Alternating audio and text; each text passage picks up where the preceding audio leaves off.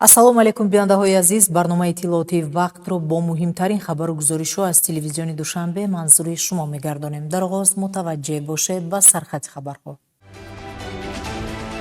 идомаи мулоқоти аъзои гурӯҳи кории мақомоти иҷроияи ҳокимияти давлатии шаҳри Душанбе бо сокинон дар муассисаҳои таълимӣ. натиҷагирӣ аз соли 2025 ва вазифаҳо барои соли 2026. идомаи нишастҳои матбуотии ташкилоту муассисаҳо бо ҳузури хабарнигорон дар пойтахт. машрӯи хабарҳо. бо мақсади шарҳу тавзеҳи нуқтаҳои паёми президенти ҷумҳурии Тоҷикистон ба Маҷлиси олии ҷумҳурии Тоҷикистон, мулоқоти гурӯҳи таблиғотии мақомоти иҷроияи ҳокимияти давлатии шаҳри Душанбе бо сокинони шаҳракҳои рақами 53, 54, политехникум ва маҳаллаҳои фурӯзони ноҳияи Сино доир карда шуд. аз рафти баргузории мулоқот ҳамкоронамон гузориш омода намуданд. мулоқоти гурӯҳи таблиғотии мақомоти иҷроияи ҳокимияти давлатии шаҳри Душанбе, ки дар асоси қарори раиси шаҳри Душанбе аз 5 январи соли 2026 доир ба омӯзиш ва шарҳу тавзеҳи паёми президенти ҷумҳурии Тоҷикистон аз 16 декабри соли 2025 дар бораи самтҳои асосии сиёсати дохилӣ ва хориҷии ҷумҳурии Тоҷикистон тасдиқ шудааст, ин навбат бо сокинони шаҳракҳои 53, 54, политехникум ва маҳаллаи фурӯзони ноҳияи Сино баргузор гардид. зимни мулоқот нуктаҳои паёми президенти ҷумҳурии Тоҷикистон муҳтарам Эмомалӣ Раҳмон ба Маҷлиси олии кишвар ба сокинон мавриди шарҳу тавзеҳ қарор гирифта, аз ҷумла таъкид гардид, ки дар паёми навбатӣ сиёсати иҷтимоӣ аз самтҳои афзалиятноки фаъолияти давлат маънӣ дод шуда, дар баробари дигар соҳаҳо ҳамзамон ба ҳалли масъалаҳои иҷтимоӣ, бахшҳои маориф, тандурустӣ, фарҳанг, занон, ҷавонон ва варзиш таваҷҷӯҳи зиёд зоҳир гардид. ҳамзамон бо ёдоварӣ аз нуктаҳои паёми имсола зикр шуд, ки тадбирҳои солҳои охир амалӣ гардида дар соҳаи иҷтимоӣ, ки самти муҳими фаъолияти иҷтимоии давлату ҳукумати кишвар маҳсуб мешавад, ба рушди ин соҳа такони ҷиддӣ бахшид. масалан, агар ҳиссаҷудокунии молиявӣ барои соҳаҳои иҷтимоӣ дар соли 2024 ба маблағи 20.9 миллиард сомонӣ таъмин гардида бошад, пас ин нишондиҳанда дар соли 2026 дар ҳаҷми 29.5 миллиард сомонӣ ба нақша гирифта шудааст, ки нисбат ба соли 2024 8.7 миллиард сомонӣ ё 41.8% зиёд мебошад. дар идома аз ҷониби гурӯҳи корӣ паёми президенти ҷумҳурии Тоҷикистон муҳтарам Эмомалӣ Раҳмон ба Маҷлиси олии ҷумҳурии Тоҷикистон чун дастури ватансозӣ раҳнамои стратегӣ арзёбӣ карда шуда, таъкид карда шуд, ки он рушди босуръати ҷумҳурӣ, зиндагии осоиштаву босаодати сокиноро барои минбаъда муайян месозад ва раҳнамоест, ки азму иродаи қавӣ, садоқат ба миллату давлат, ободкориву созандагӣ ва рушду шукуфоиро тақозо менамояд.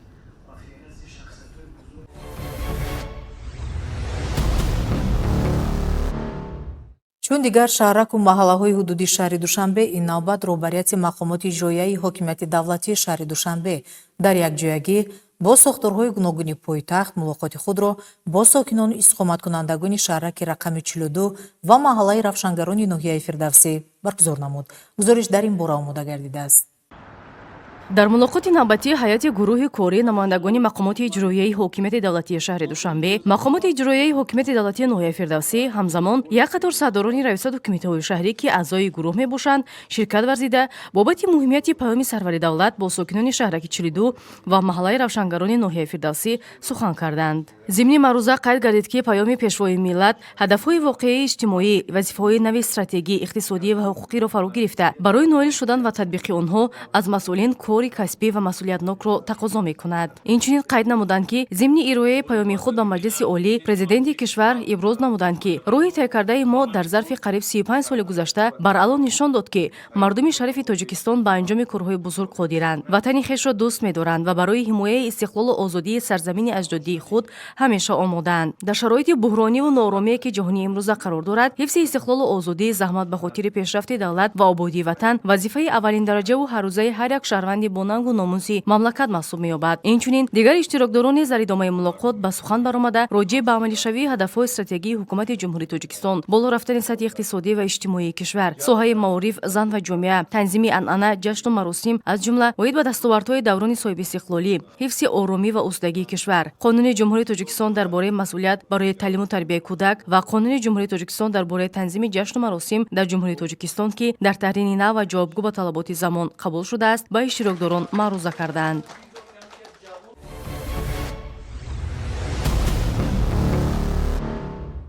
мақомоти иҷроияи ҳокимияти давлатии ноҳияи Исмоили Сомонӣ ҷиҳати иҷрои талаботи Конститутсия ва қонунгузории Ҷумҳурии Тоҷикистон, эҳтироми арзишҳои миллӣ, ширкати фаъолона дар ҳаёти сиёсӣ ва ҷамъиятӣ, таъмини пешрафти соҳаҳои иқтисоду саноат, энергетика, роҳу нақлиёт, ҳифзи ҳуқуқу тартибот, илму маориф, ҷавонон, варзиш ва сайёҳӣ вазифаҳои мушаххас ба миён гузошта ба дастовардҳои назаррас ноил гардидааст, гуфта шуд земни нишасти матбуотӣ мақомоти иҷроияи ҳокимияти давлатии ноҳияи Исмоили Сомонӣ.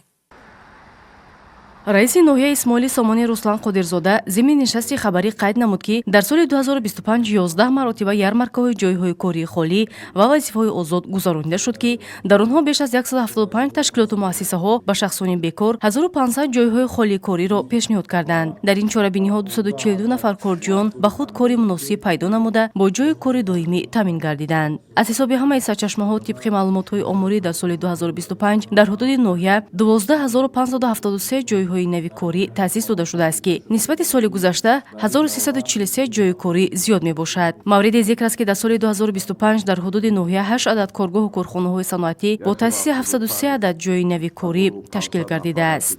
баланд ба доштани сатҳи сифати зиндагии мардум, таъмини соҳаҳои иҷтимоӣ аз пурра гардонидани буҷети давлатӣ вобастагии калон дорад.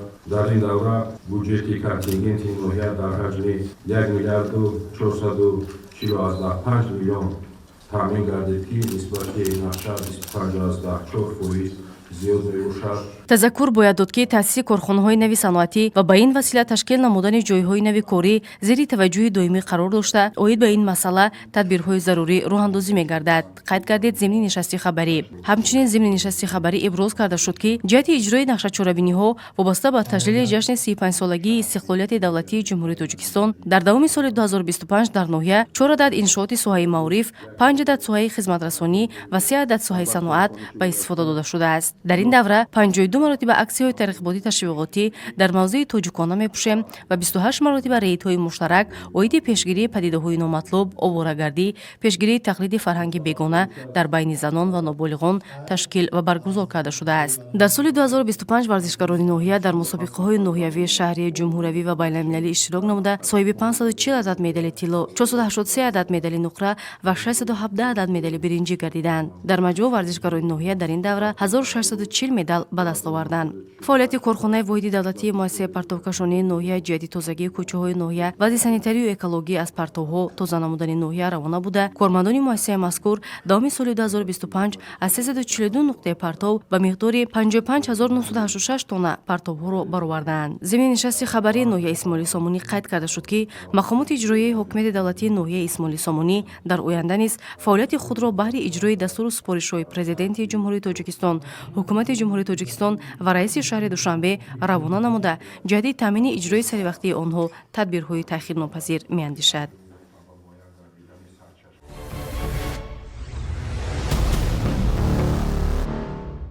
бо иштироки роҳбарияти мақомоти иҷроияи ҳокимияти давлатии ноҳияи Синои шаҳри Душанбе ва хабарнигорон нишасти матбуотии ин ниҳод доир гардид. зимни нишаст таъкид шуд, ки дар соли 2025 6 адад коргоҳу корхонаҳои саноатӣ бо таъсиси 412 ҷойи нави корӣ сохта ба истифода дода шуданд.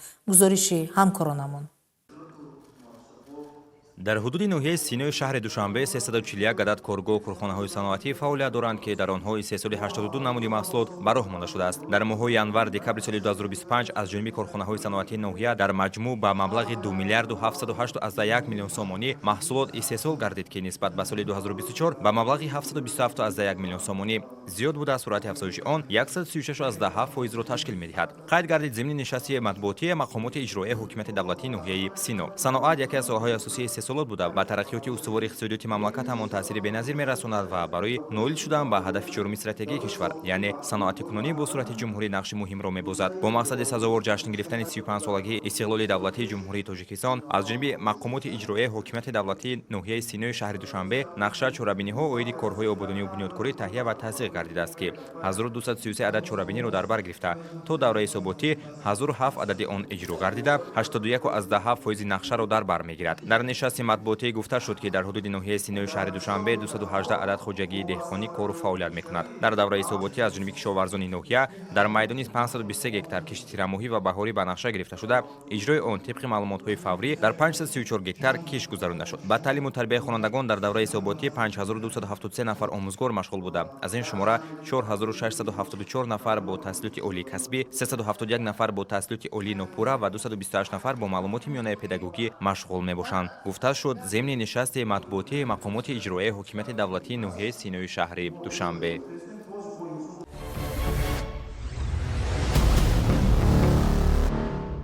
дар соли 2025 корхонаи воҳиди давлатии тоҷиксуғурта фаъолияти худро тибқи талаботи қонунгузории кишвар ва оинномаи корхона ба роҳ монда хизматрасониро тибқи иҷозатномаи мақомоти ваколатдор Бонки Миллии Тоҷикистон аз рӯи 22 намуди суғурта, аз он ҷумла 7 намуди суғуртаи ҳатмӣ давлатӣ, 6 намуди суғуртаи ҳатмӣ ва 9 намуди суғуртаи ихтиёрӣ амалӣ намуд. гузориш аз раванди нишасти хабарӣ ин ниҳод омода шудааст.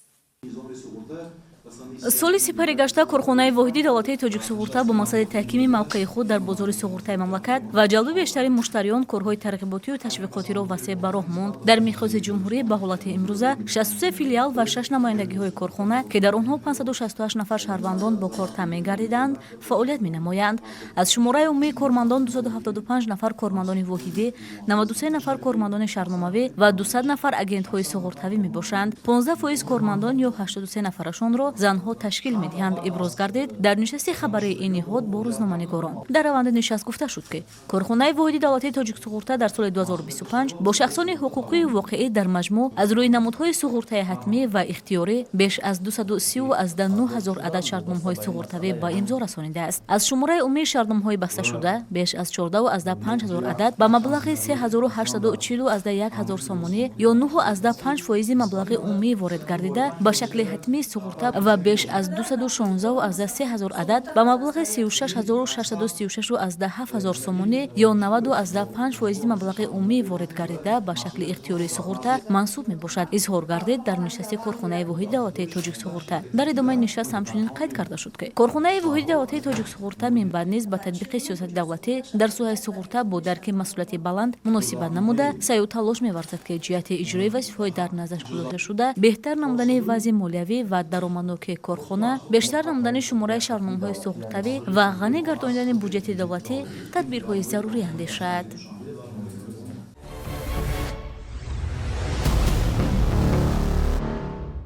агентии хоҷагии ҷангали назди ҳукумати ҷумҳурии Тоҷикистон фаъолияти худро дар давоми соли 2025 дар асоси дастуру супоришҳои пешвои миллат президенти ҷумҳурии Тоҷикистон муҳтарам Эмомалӣ Раҳмон ҳукумати ҷумҳурии Тоҷикистон ба нақшаи кории агентӣ барои соли 2025 ба роҳ монда баҳри таъмини рушди устувори соҳаи хоҷагии ҷангал ва шикор корҳои муайянеро ба анҷом расонидааст.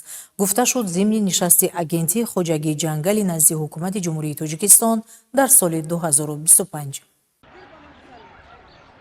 аз ҷониби ташкилоту муассисаҳои назди агентӣ ҷиҳати иҷрои бандҳои дахлдори нақшаи амали барномаи давлатии кабудизоркунии ҷумҳурии Тоҷикистон барои давраи то соли 2040 пешбурди корҳои кабудизоркунии талу теппаҳои гирду атрофи шаҳри Душанбе, талу теппаҳои шоҳраҳои Душанбе Варзоб, Душанбе Ваҳдат, Душанбе Бохтар ва дигар мавзеъҳои шаҳру ноҳияҳо зиёда аз 106408 бех ниҳолҳои ҳамешасабзу ороишӣ, сояфкану мевадиҳандаи мутобиқи маҳал шинонида шудааст. баҳри таъмин намудани сабзиши ниҳолҳои шинонидашуда дар мавзеъҳои мазкур мунтазам корҳои нигоҳубини ниҳолҳо аз қабили нармкунии бехи ниҳолҳо, мулчиронӣ ва қисман обдиҳӣ гузаронида шуд. яке аз самтҳои асосии фаъолияти агентӣ ва ташкилоту муассисаҳои соҳаи хоҷагии ҷангал ин пешбурди корҳои бунёду барқароркунии ҷангалзорҳо мансуб меёбад. дар давоми соли 2025 дар ташкилоту муассисаҳои системаи агентӣ корҳои бунёд ва барқароркунии ҷангалзор ва бунёди плантатсияҳо дар майдони умумии 3276,3 гектар иҷро гардидааст ки аз он бунёди ҷангал майдони 1097,4 гектар, барқароркунии ҷангал майдони 1862,9 гектар ва бунёди плантатсияҳои хуҷ писта, чормағз ва дигар намуди дарахтон майдони 316 гектарро ташкил медиҳад. Инчунин корҳои пурракунии зичии ниҳолҳо дар майдон 1024,5 гектар ва нигоҳубини ҷангал дар майдон 13082 гектар гузаронида шуда пешбурди корҳо дар ин самт идома доранд, гуфта шуд зимни нишаст.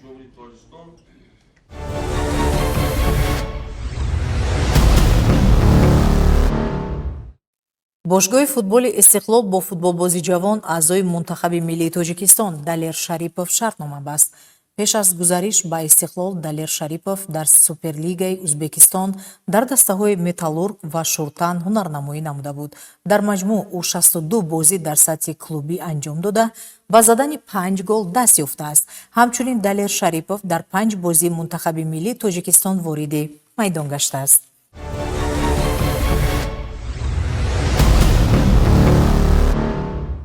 дастаи футболи истиқлол аз таъини Виталий Григорьевич Левченко ба мансаби сармураббӣ даста хабар медиҳад. Виталий Левченко қаблан низ роҳбарии тими истиқлолро ба ӯҳда дошта, дар арсаи дохилӣ ва байналмилалӣ бо даста муваффақиятҳои назаррасро ба даст оварда буд. таҳти роҳбарии ӯ даста қаҳрамони Тоҷикистон гардида, кишварро дар Лигаи чемпионҳои Конфедератсияи футболи Осиё бо муваффақият ва арзанда намояндагӣ карда буд. Левченко 3 мавсими охир дар тими Нефчи Фарғона фаъолият дошт ва дастаро дар соли 2025 ба унвони чемпиони Узбекистон расонид.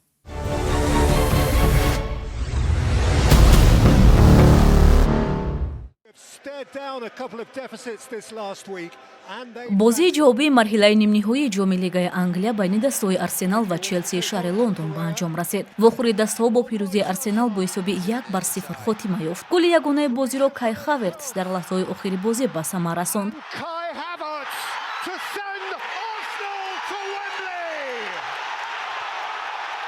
ҳамин тавр Арсенал бо назардошти пирӯзӣ дар бозии аввал бо ҳисоби 3-2 дар натиҷаи умумӣ 4-2 ғалаба карда ба финали мусобиқа роҳ ёфт. бозӣ дар фазои шиддатнок ҷараён гирифт. ҳарду даста барои ба даст овардани роҳхат ба финал талошҳои зиёд анҷом доданд, аммо бозии мутамаркази Арсенал имкон надод ки Челси ҳисобро кушояд. дар охирин лаҳзаҳои бозӣ фишори соҳиб майдон натиҷа дод ва голи ҳалкунанда зада шуд. финали ҷоми лигаи Англия рӯзи 22 марти соли равон баргузор мешавад. дар бозии ҳалкунанда Арсенал бо ғолиби ҷуфти Манчестер Сити ва Ньюкасл Юнайтед рӯбарӯ хоҳад шуд.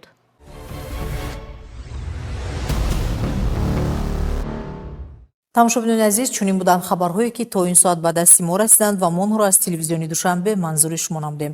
тандурусту пирӯз бошед.